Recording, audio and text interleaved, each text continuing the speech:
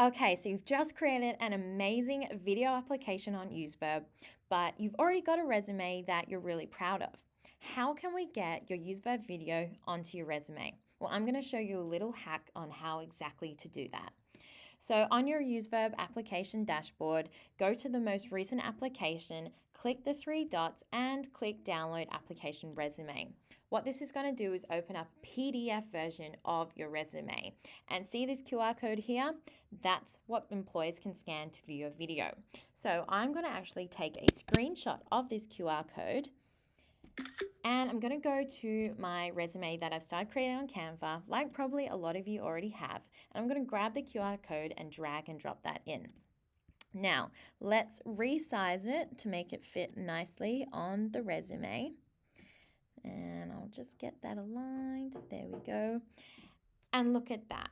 Now what I can do is I can actually download this resume and start applying to jobs that I see on other job boards or maybe sending it to someone's email. But what this is going to do is it means that they've got my resume and they can scan that QR code to watch my video for a personal touch. Good luck, guys.